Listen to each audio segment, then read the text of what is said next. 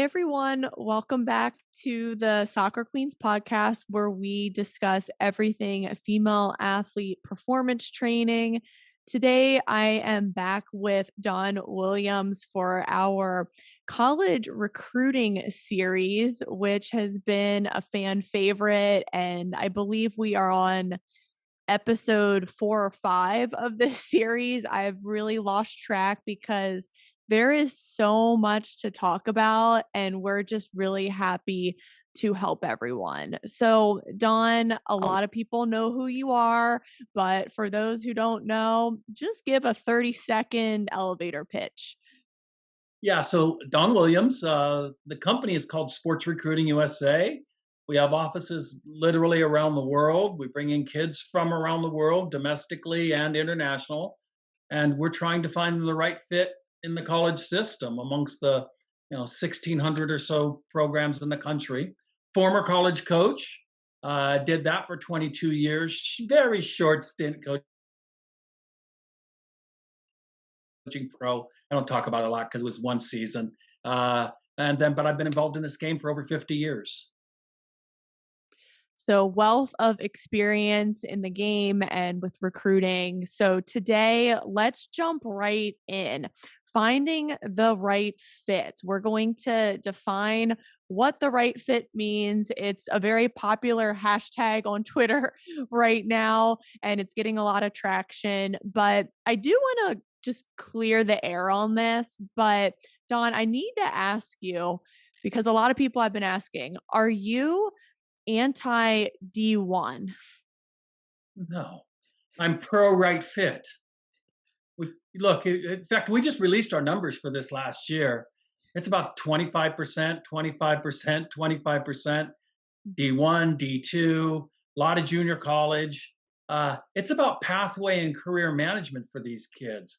It's about finding the right school. My own son played D1. Why would I be against D1? Yeah, I've been accused of being anti D1 because of our business, because we only have connections at lower end schools that we're trying to push kids into lower end schools, and it's complete and total horse hockey. We placed two kids at Indiana this past year on the men's side, which go ahead and argue that they're not consistently the best team in the country. Uh, Mhm. and then we placed girls at Florida State. Go ahead, make an argument it's not one of the best teams in the country. And then water flows downhill. Look, it's all on the quality of the player and what their career path is. We've got very high end quality players that we see going to D3 schools that turn down D1 opportunities because it wasn't the right fit for them. What they priorities are different.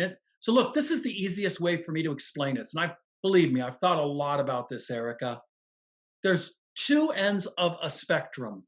On one end are players like me and my son. What we cared about was soccer. Where we got our degree from kind of didn't matter. We were probably going to have a career in soccer. What our degree was kind of didn't matter. I know friends of mine that are coaching in college that have history degrees. I know other friends that have English degrees. Not everybody studies kinesiology to go and coach in college. I know psychology degree friends that are coaching in college. So if that's your career path, is being involved in the game of soccer as a career, it doesn't matter that much what your degree is in and where it was from. The soccer comes first. I don't shame those kids. They're off coaching in college. They're trying to coach in the pros. They're trying to figure out, how do I make this passion of mine, this game, a lifetime experience? Some of them are coaching kids in how to become physically stronger because that's their passion. They love the sport. People like you. Great that you graduated from Johns Hopkins, and I'm sure it helped. But you could probably be doing what you're doing had you graduated from Akron State. You'd probably still be on your same pathway, I'm guessing. Maybe not. And then the other end of the spectrum, I literally have a client I'm working with right now who wants to send rockets into space. I know two schools in the country, both named Embry-Riddle, who specialize in sending rockets to space.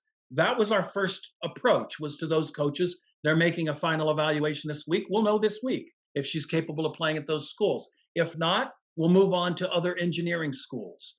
The focus for her is the academics. The soccer is an outlet. It's a release. It's something she doesn't want to stop doing yet. That's the other end of the spectrum. And then if you look at it as a spectrum, know that there's kids that fall on every point in that spectrum. Now, to add to the complexity of the situation, some people are very middle class where the whole family together makes a grand total of 60,000 a year, maybe not quite poor enough to get fully funded education grants from the government, but not wealthy enough to be able to afford a school where you say, hey, I've had clients, dads who say to me, "Look, I can write a check right now for all 4 years to any school in the country. If I need to write a $500,000 check, I'll write a $500,000 check. It doesn't matter to me." So we've got that spectrum from zero EFC, which means in government terms on FAFSA, it means the government expects you to pay zero as an expected family contribution. That's what EFC stands for. We've got that onto the wealthiest of the wealthy, and then everywhere in between that. So that becomes a limiting factor in finding the right fit for a lot of kids. Great that Baylor wants you. I'm just going to pick on Baylor for a second, but it's a very expensive school. A 4.0 kid can expect academically to get that down to about 50,000 a year. And then, does coach chip in or not? Depends how good of a player you are. Okay. So we've got the different types of schools financially, from free state schools. If you stay in state, you have certain GPAs and you meet certain requirements, the school is free. To schools that are very expensive private schools, ability to pay at schools, right? The family's financial ability to pay. Then you have the emotional piece. There are kids that are not ready to move away from home. They need to live with mom and dad for another year or two or three. They need to go to a local state school. Emotionally, they're just not prepared to live on their own. That exists. Then we have kids that have to be within striking distance of home. They just have to be. Emotionally, mom and dad need to be able to see every single game. There's still an apron string tying the kid to the parents, which is okay. Not everybody matures at the same rate. Some kids are ready to leave home at 16. My middle son was lying to us and was traveling all around the United States, telling us he was staying with somewhere. And he's a very independent minded kid, handled some crazy situations very maturely, all on his own. We didn't even know about it. And then, other kids aren't ready to do that, right? They aren't ready at 22 to leave home. It is what it is. Everybody's different. So we have the soccer ability that goes into the right fit. We have the academic acumen or drive or desire to achieve something very specific academically. And then the soccer kind of slides in there. And then we've got the financial ability of the family and the type of schools that are being chased that cost certain amounts that may be out of a family's reach. And then we've got this emotional tie to the logistics of where the school is, what type of school it is, size of the school. Some kids feel like if they move to a mountain school in West Virginia that only has 1,500 kids, my own son's school was in the mountains of Pennsylvania where they only had 1,500 kids. Some kids think that would drive them crazy. Other kids think that they would thrive better in that environment. Other kids feel like they would shrink and disappear in New York City, rightfully so. You can be very lonely in a big city. It can be difficult to make friends in a big city and a big school of 80,000 like Penn State or something. And then other kids feel like they would thrive in that environment because that's their engine. That's the engine. It's just ticking, ticking, ticking all the time. I want fast. I want crazy. I want it coming at me. And then other kids shrink away from that. Dang, Erica, that was a mouthful, wasn't it? Yeah, I'm not sure where we want to go from there, but we're talking about the right fit emotionally, physically, financially, mentally, academically. I don't know why this is so hard to understand that every human being is an individual, but not everybody has to chase the D1 dream or they're a failure.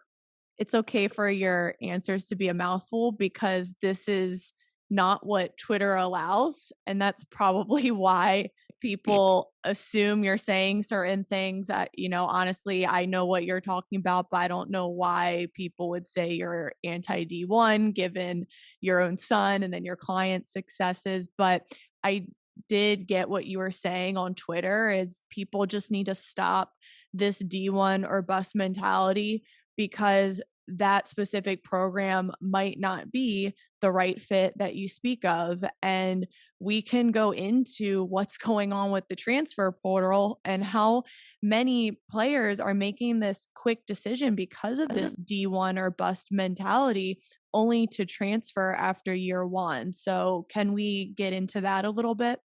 Yeah. So let's talk about this D1 or bust mentality, so everybody's clear what I mean when I talk about it. Uh, Look, I've been told I'm a D1 player. I deserve to play D1. My parents have invested tens of thousands of dollars into my youth travel. I owe it to them to try to play D1. Mm.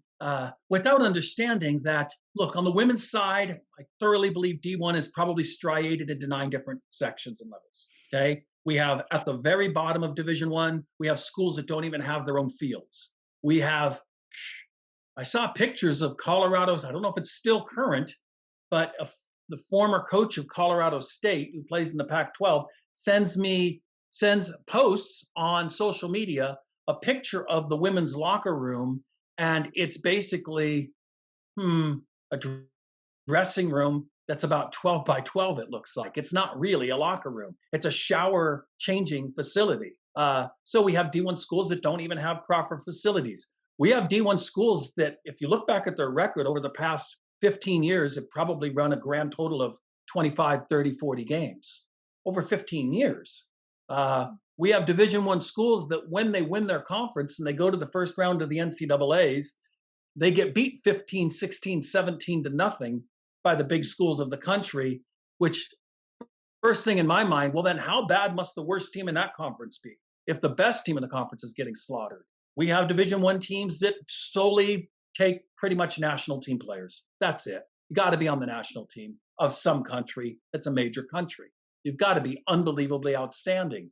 And those are the 10, 12, I don't know, add it up. And I haven't even done the study, but look at the teams that have won or been in a Final Four of the D1 tournament. It's the same schools, pretty much the same. You see the Washington State sneak in one year, you'll see the USC sneak in one year, and then you don't hear from them for a while again. And then you'll see the consistent performers, the Florida States, the North Carolinas. Lately, Santa Clara's been on a roll again. But Santa Clara went through a period of 6, 7, 8 years where they weren't doing well. They couldn't even make the tournament in the Pac-12 for a while. So you have this up and down slope of different schools. But you look at the top 25, 50 schools in the country, Division One, it's the same names over and over and over again. And then you have the runners up to those guys. And then you have the wannabes that want to win a conference tournament. And then you have the schools that realize, heck, I might be 5 years if I do it perfectly from even making a conference tournament. And then you have the schools that historically, statistically, over time, have never made a conference tournament in their life, let alone talking about making the NCAA tournament. And then you've got the bottom of the bottom of the bottom who would be happy just to win 5 games a year.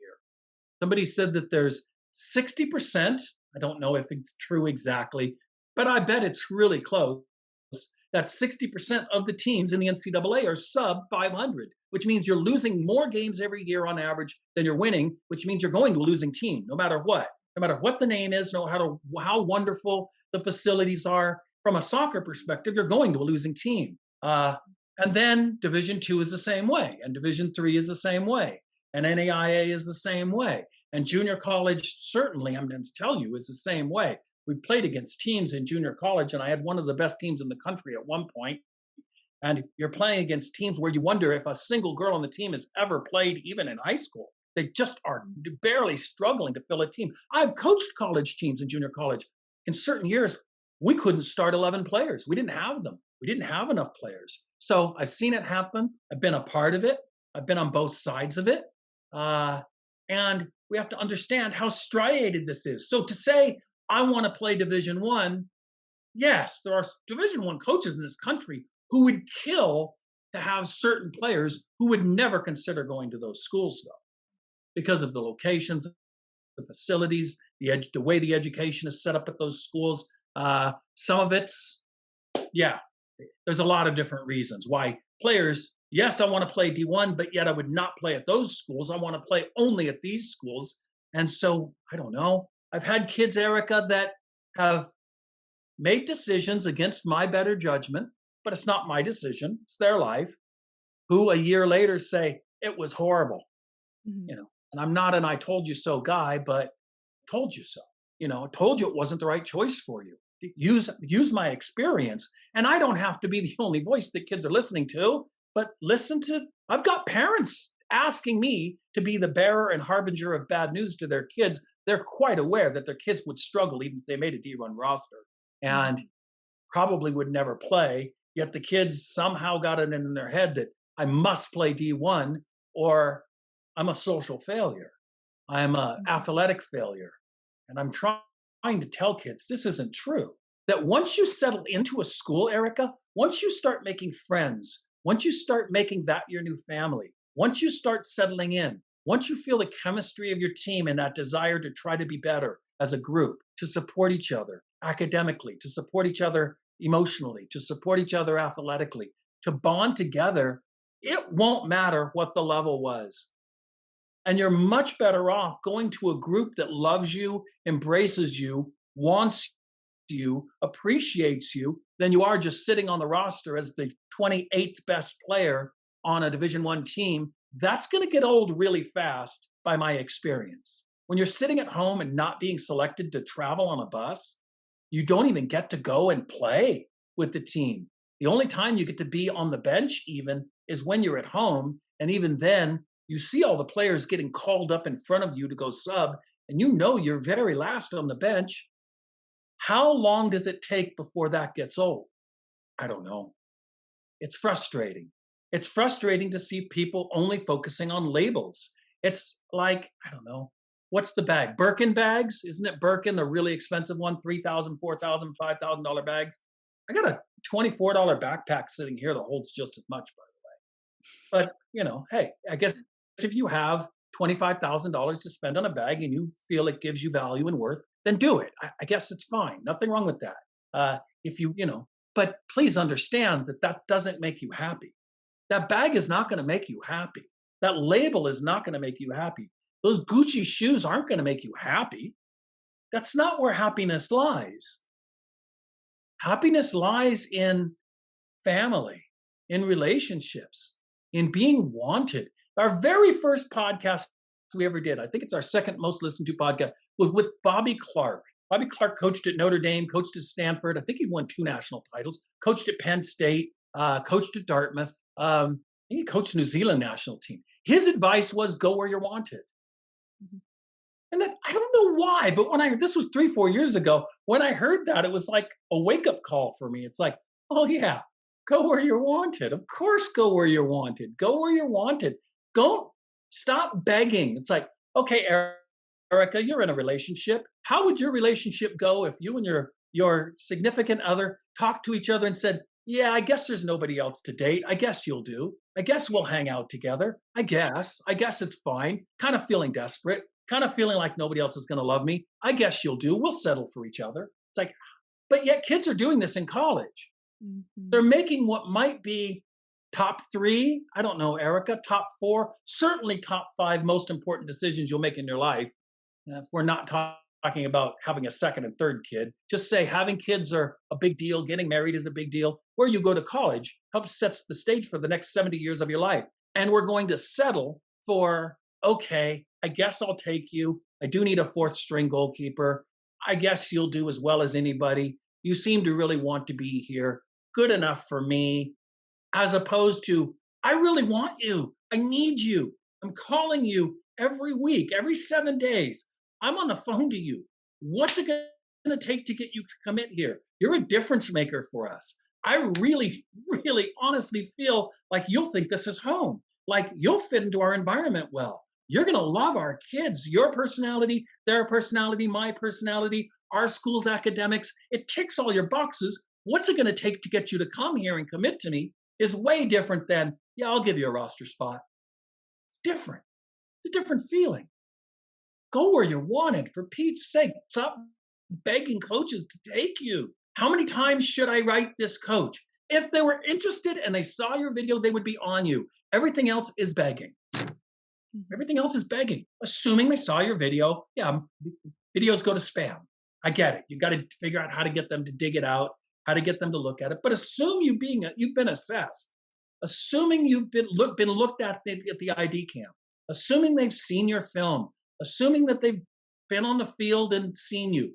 Kids get these cards at tournaments. They know what coaches were there, and then you start begging, and then you start begging, and then you start begging. And eventually it becomes late in the process because you've been begging and chasing these schools for so long, and you've been ignoring all of these other schools that you should be approaching, that are more appropriate for your soccer abilities and level, and academic abilities and level, and financial abilities and level. And you've been ignoring and blowing off some of these coaches. I know kids are blowing off coaches. I know they are. They're telling me they are.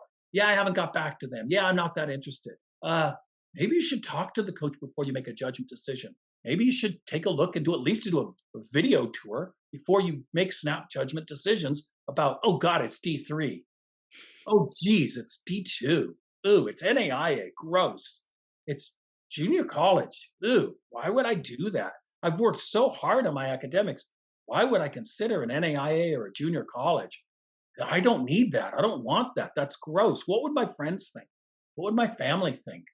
That's disgusting. I deserve to play D1.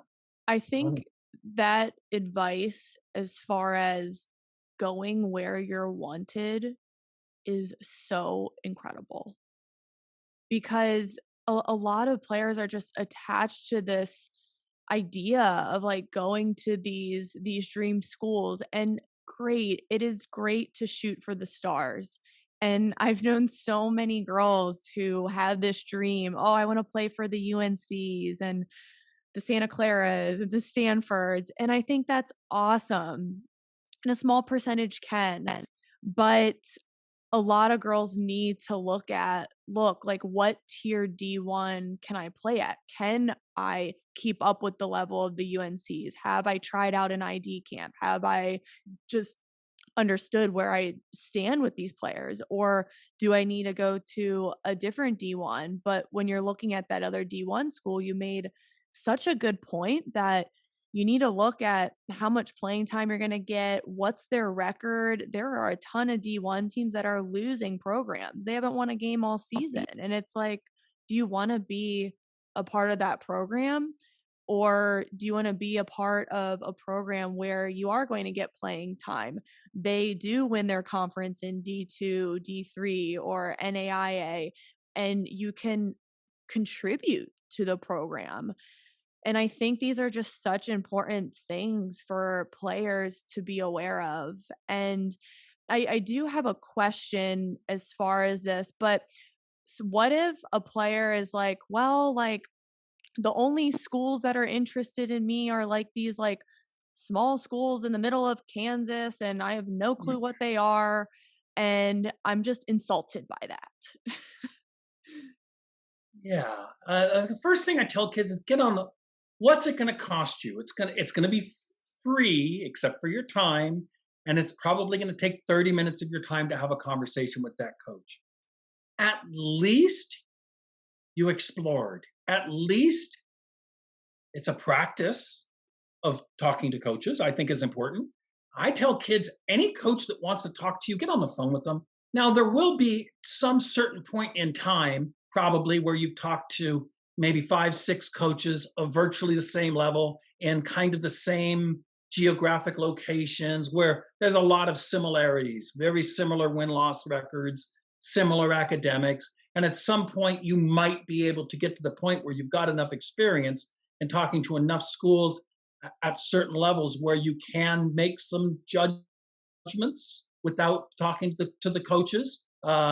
But you need to be able to build experience in talking to coaches and hearing what they have to say. And doesn't take much to do a little bit of homework. So the first thing, and this happens to me, Erica, as long as I've been in the business, there must be at least once a month, 1 or 2 schools that come up that I've never heard of. And so the first thing I'll do is I'll go to their website and I'll pull up their team and I'll look at the last, how long has the coach been there is my first question. Okay. Because if a coach is coming into a zero win school for the last 10 years and they're a brand new coach, yet their history says they've come from winning programs and been a part of winning programs, that coach deserves an opportunity to turn that program around. My own son's decision at St. Francis in Pennsylvania when he went to play for BJ Craig was based on that decision. The team had never made the conference playoffs. And I said, well, then go make a difference because that coach is coming from Penn State as an assistant. Played for Bobby Clark. I bet he knows how to win. And sure enough, that's what happened. The coach knew how to turn around a program. He knew how to recruit. He knew how to coach. And BJ's now been a proven winner, and he's at UNLV now. We'll see what he does.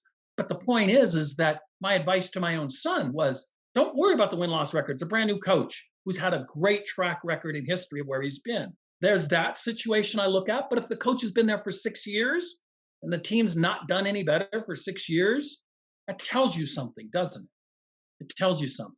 And look, I try to be careful of not, I think the psychological term is transference. I am Mr. Uber competitive. If I lose in checkers, I'm probably pissed for 2 days. I am the guy who wants to win everything. So I personally, I would far rather go to a junior college or an NAIA or a D3 program with an opportunity to win a national title than I would rather go to a D1 school who's never in their history even sniffed the NCAA tournament. But that's me. I know other players more than happy just wearing the gear to ABC Division One school just so that they can say they play Division One. They have no competitive bone in their body. Losing does not bother them. They sleep. I've coached these kids. They're singing on the bus as soon as we get on the bus after a loss. That pisses me off. Like, don't let it ruin your life, but let it ruin your next bus trip at least. Let it ruin your next sport. Ruminate on how this feels to lose. And some kids go, yeah, I did. Doesn't bother me. I'm good with it. Well, they won't say that out loud. Clearly, their actions indicate it. So there's those kids too on this spectrum, right? You're happy. If what floats your boat and makes you happy and fulfills you in every way is saying that you play D1, whether the team wins, loses or not, whether the academics are great or not, whether the facilities are great or not, if that's what's important to you, I'm all for supporting that too, because you're an individual. And if that's what you want to chase, we'll give it our best go. We can chase that. I don't think that's most kids. I think most kids want to play. I think most players want to compete. I think most players feel like winning is, well, it's like better than losing. I think most kids feel that way. There's always exceptions. I do believe that. I do believe most kids want to play. They want to contribute to their team and make an impact. And it's for 4 years, you know? They don't want to just be sitting there all 4 years, and they were just a spot on the roster. And looking back on playing at Hopkins, we actually had several girls transfer from Division 1 programs during my time there, and a few of them ended up being D3 All-Americans. They played every minute of every game, and they just were miserable at their D1 schools, and they looked back and they were like, yeah, like we kind of just chose it because it was D1, but now that we're here at Hopkins, we get to play. We love the program. The school's nice and small. So it's just like interesting looking back on that and the girls who had transferred out of D1 to D3. But I've also seen girls transfer from D3 to D1 and kind of used it as a stepping stone. I have one just very interesting case. One of the athletes I worked with, she transferred from McDaniel in the Centennial Conference to UNC. And she just wanted to be a part of Anson Dorrance's team. Granted, she didn't start or play too much, but she was fine with it. She just wanted to be a part of that environment. And obviously, it's an incredible opportunity. So it is possible from D3 to D1, D1 to D3. But I will always give the advice, and I'm sure you're the same, Don. Don't make a fast decision and ensure this is the school you're going to be rock solid at for 4 years, because it's a lot of stress to transfer and just set up shop and then leave and then move in again and get used to a new coach, a new team. It's just a lot, but it just seems like the transfer portal is just so out of control nowadays. And I don't know what is going on, but I just kind of blame social media. I think everyone always thinks, grass is greener or whatever, but it's wild. Well, it is. And every time I talk about the transfer portal, so I don't have access to it. Only college coaches get access to it, but I've got some very close friends that will, every few months they'll share with me the numbers that are up there. And so I do some extrapolation in my own head. And if I talk about a couple thousand kids being in the transfer portal, let's say on the girls' side, and somebody says, yeah, but out of 39,000 players in the NCAA, it's not that big of a number. Why are you making a big deal out of this? And this is why. It's 2,000 kids, which means 2,000 head coaches also aren't happy. No head coach likes to see a kid transfer out of their program for one reason or another, right? Unless the kid's a troublemaker, right? Which in case, of course, it's bad riddance. Why did I kick you off the team? Because you should have drunk at a volleyball game. That's why. What are you talking about, right? This is unacceptable. So that happens, but that's small percentage of the reasons why kids transfer. I think most kids are transferring because they don't feel like this is home. They don't feel like they're part of that program. They don't feel like they're valued and wanted. I think that's why most kids are transferring at least out of the Division One programs. Now, remember that the transfer portal holds Division One, Division Two, and Division Three. It holds all three divisions. Division Three was just added this last year, and so we do have the transfer up and transfer down, like you said. Mhm. And I love the kid who says, uh, look, I know I can play at UNC. I know I can play there, but I'm not going to get a chance. I'm willing to go to Division Three and prove myself, and then bet on myself, and then see if I can transfer. Because I know darn well, if you're a Division Three All-American and you contact almost any Division One school in the country, they'll take a look at your film. They will assess you. You're an All-American. You're one of the top 11 players in the country, or 20 players in the country. Uh, yeah, they'll take a look. Promise you they'll look. Promise you they'll assess. So that's your opportunity, right? To go prove yourself. So I really dig that attitude. And I've tweeted this one quite a few times. Do it again soon. Because look, why, if you're not willing to bet on yourself, should that big time coach bet on you? I don't believe that I can be an All-American at junior college or NAIA or Division Three or Division Two. I don't know how good I am. I just want to jump straight into that corner office next to Bill Gates making $1 million a year with $5 million stock options. That's where I want to jump straight to out of college.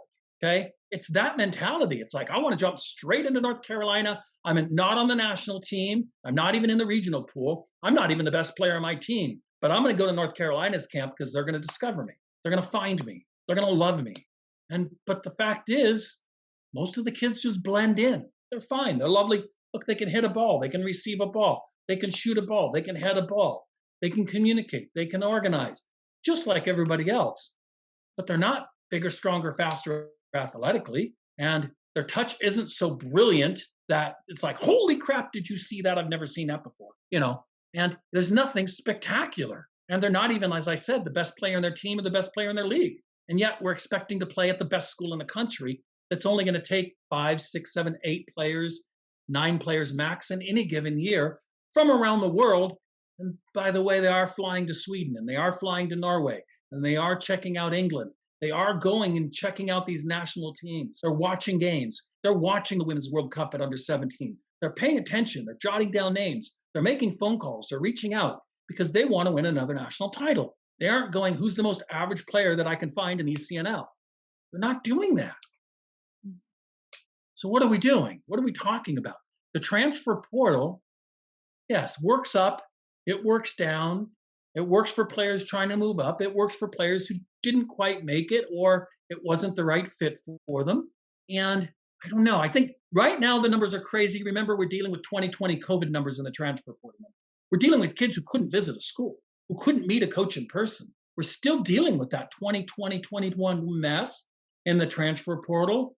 Extrapolate that out, it's not over till 2024. 2025 will be the first totally clean class with no super seniors hanging on at all. Will be 2025. So the optimist in me wants to say that the COVID is still having a massive effect on the transfer. That's the optimist in me. The pessimist in me says, yeah, this is a big, so you've noticed, because you've been very active on Twitter for a long time now, you're noticing the number of players now that are being told they must be on Twitter, they must be on Facebook in order to get recruited. Create an account. Sadly, I know a lot of parents are running their accounts for their kids, but there's a lot of kids that are running their own accounts too. And they're so this is picking up steam. I don't think this is going to slow down. So the more kids that pay attention to other kids committing, that pay attention to other to coaches and programs that are saying, "No, we just committed this kid, we just committed that kid," the pressure does build up, doesn't it? And you start to feel this internal angst of, I got to keep up. I'm falling behind. Look at these commitments. I'm falling behind. I got to get going. And my fear is that it's going to lead to emotional problems. That's my fear. That's my pessimistic fear. I'm genuinely concerned for the emotional health and well-being of these kids. And there are other very popular, very highly followed anonymous accounts that talk about it's just business, it's only business.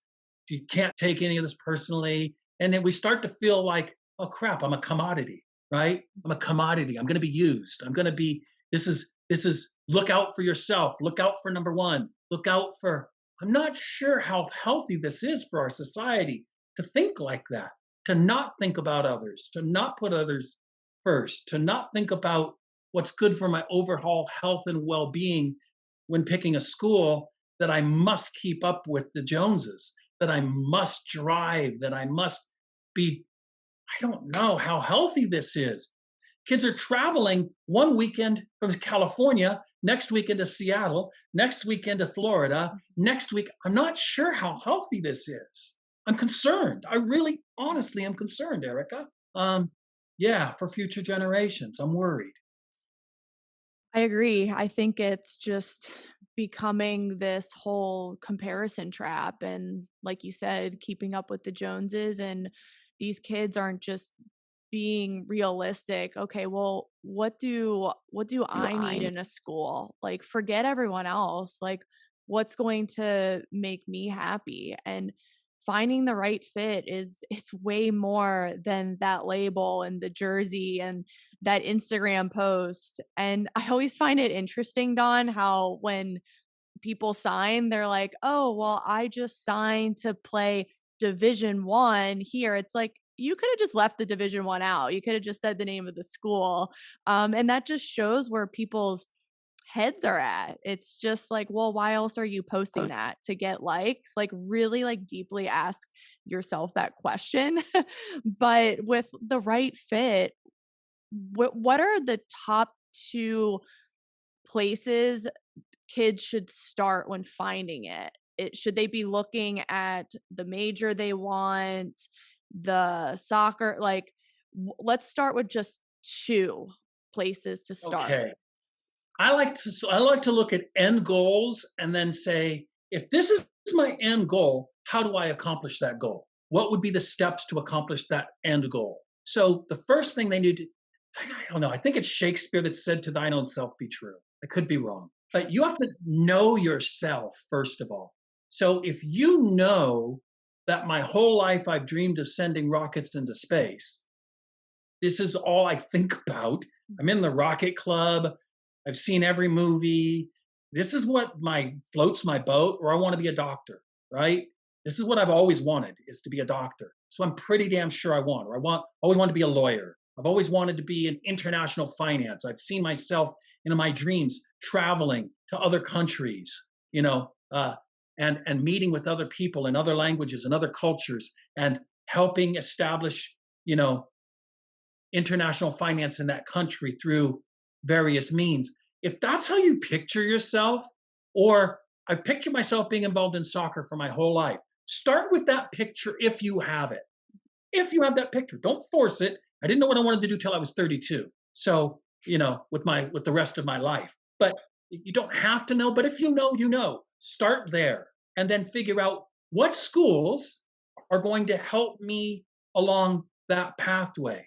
Mhm. Certain schools are better than other schools at internships, which means more guaranteed jobs coming out of college, which means practical real world experience in that industry, which is great for your resume, which means making connections, getting to know other people. Business, the world is about networking. The world. We are humans trying to interact with other humans, trying to trade things with other humans. It's about relationships and getting to know people and how to handle people. What school helps me with that if soccer or softball or whatever my sport is isn't the idea for my career?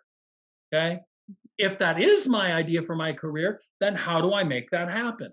And start with those schools. So I believe you've got to start with your end vision if you have it, and then begin to march it backwards into what college do I choose for me, and then understand that at least in women's soccer there's about 1,300 plus or 1,600 plus schools, and men's soccer there's about 1,300 plus schools. And know that don't just name three schools. That means you didn't do very much research. It means I don't know. If I wanted to do engineering, I just Google top engineering schools in the US and it'll march us down to the top 100. Out of that top 100, there's Division 1, there's Division 2, Division 3, there's small D1s, small D2s, big 1 D1s, big D2s, big NAIAs, small NAI.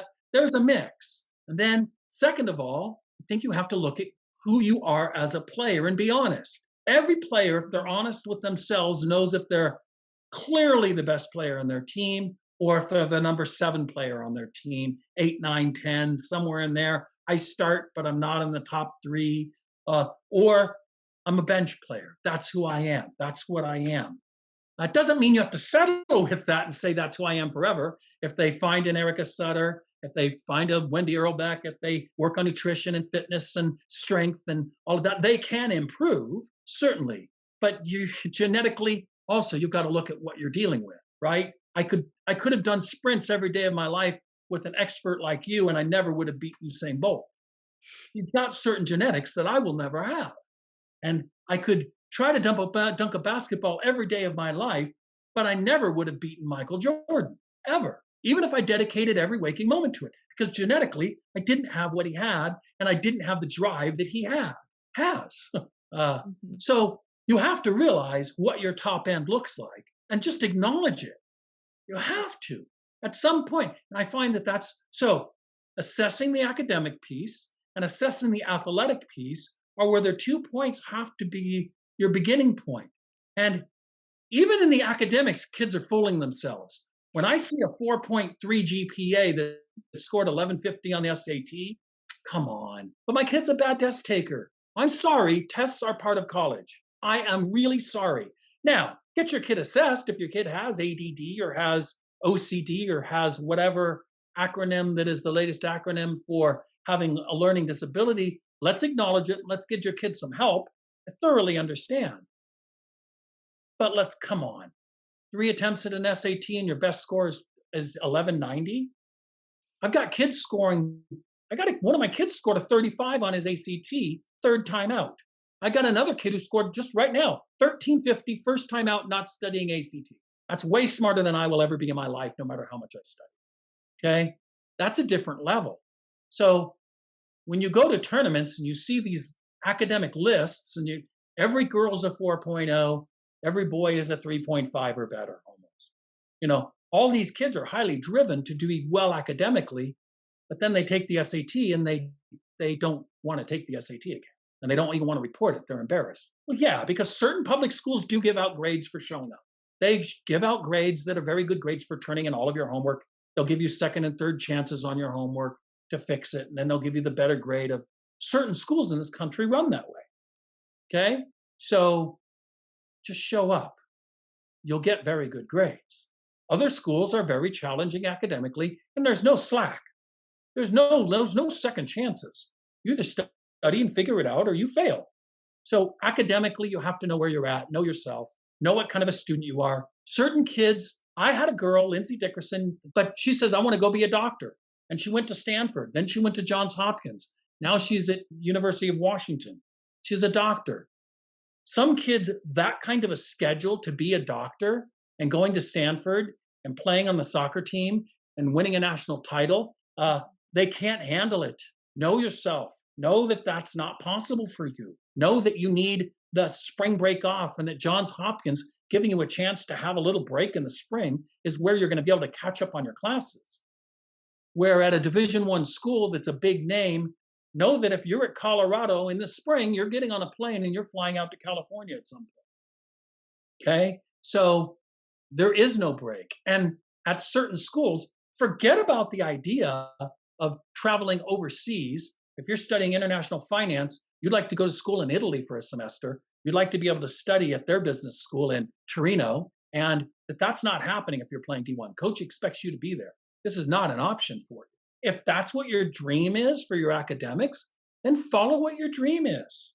There's no shame in it. Promise you will feel like a family once you settle in and once you start contributing and feeling like you're a contributor to that program. I think that's two, academics and soccer, but you've got to get assessed. You've got to be realistic. And it's got to be somebody who won't tell you what you want to hear. It's going to be somebody who tells you what you need to hear. I don't care who that is. We offer to do it as a company. If we're around at a tournament, you're around at a tournament, we'll watch you. We've even had events where we brought kids in and watched them, but it doesn't have to be us. It can be the person in your community who doesn't coach your team. Maybe they coach at another club, but you know that they played D1. You know what it looks like. You know they played pro. You know they know what it looks like. And say, please, please, what do I have to do? I just need an assessment. Just need someone to tell me the truth. Okay. Now it's one person's truth, and soccer is somewhat subjective, but only a little. It's not completely subjective. This isn't this isn't figure skating in the Olympics where you go, how can they rate that person? The person fell down and they got rated above that person. How does this? This isn't that. This isn't that. In the eyes of an expert, most of us can tell in the first 15, 20 minutes that there's an outstanding player on a pitch who easily could play at Stanford or North Carolina. I think I'll put out this concept.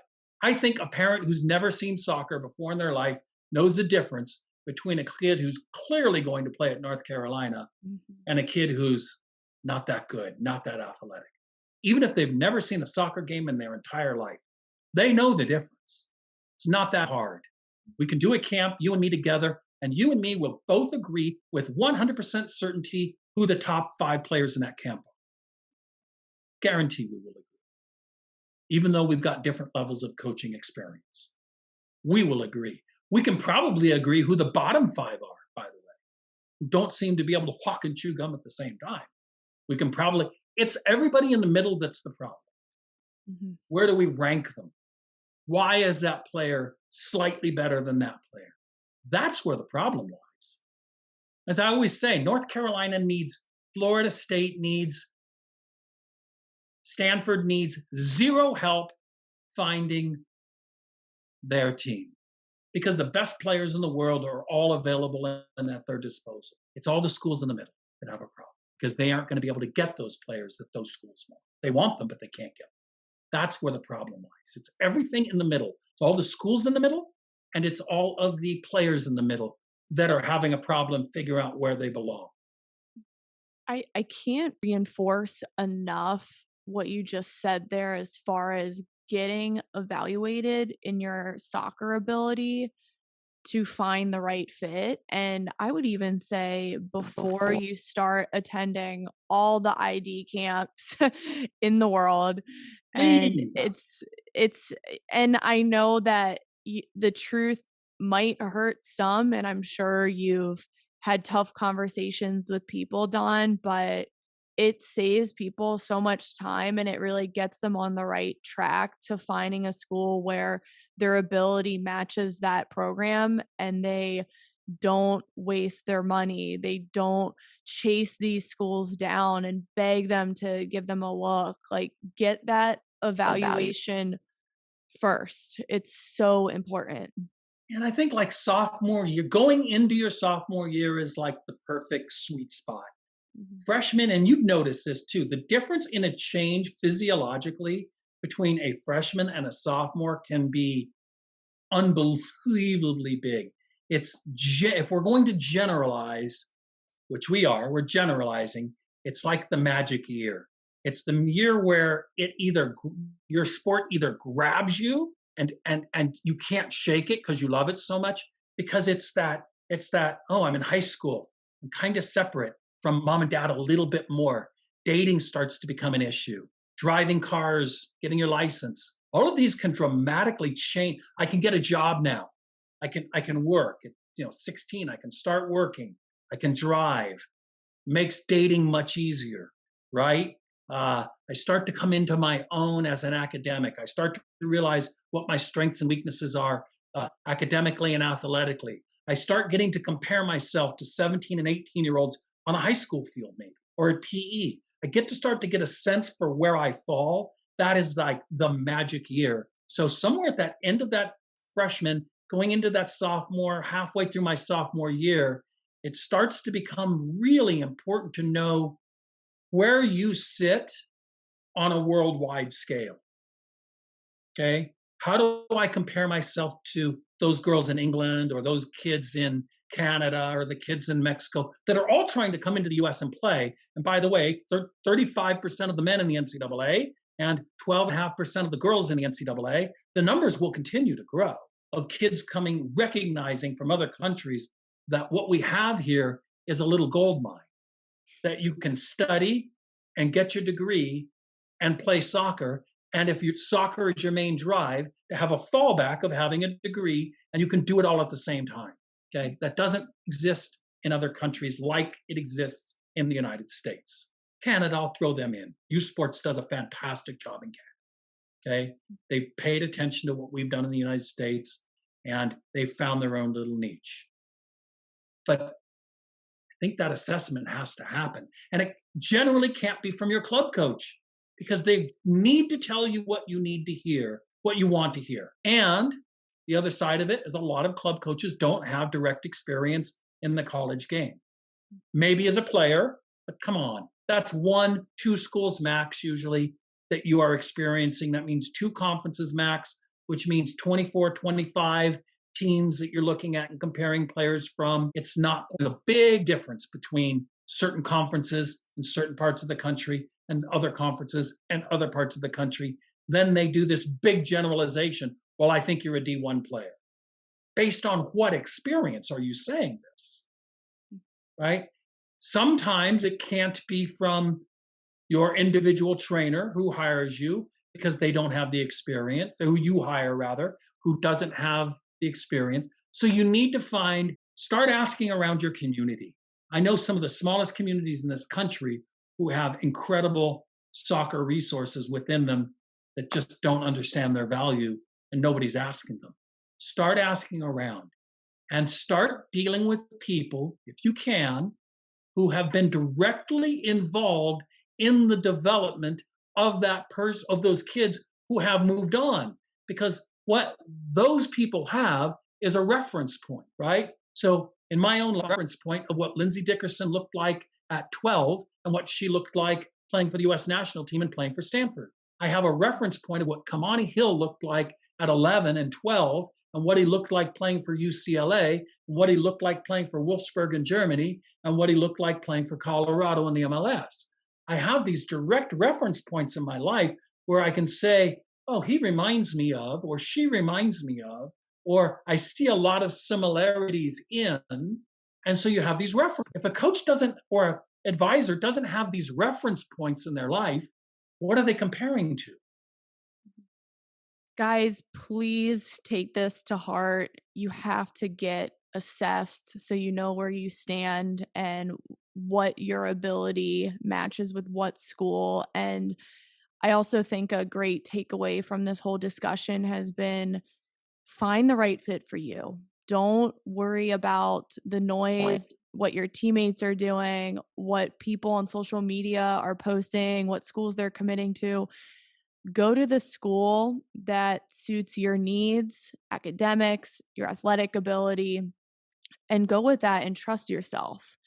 And Don, I think this has just been a really great conversation. And I'm sure not a lot of people want to hear some of these things, but sometimes you need that tough love. You really need it to make a logical decision. So I appreciate you coming back on, and I'm sure we will do another one soon. But where can people follow you? It's been a fun series that we've kind of stumbled into, haven't we? Um, and so, any listeners, look, if you've got real specific questions are the wrong answers, but if you've got some topics that you want us to cover, we're happy to continue to do this.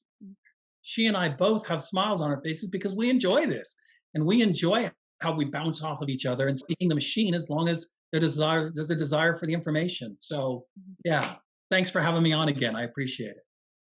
Yeah, of course. And yeah, guys, definitely leave a comment or just shoot us a message or just respond to our tag of this episode. And if you have any requests or questions, we'll be happy to hop on and do an episode again. And we're just here to get out information to everyone and just guide you in this process and make it a little bit easier than it is because there's a lot of wild things out there and we know it's hard to navigate the college recruiting space, but Don's absolutely incredible and I'm so glad to have his knowledge here and we hope you guys enjoyed the episode.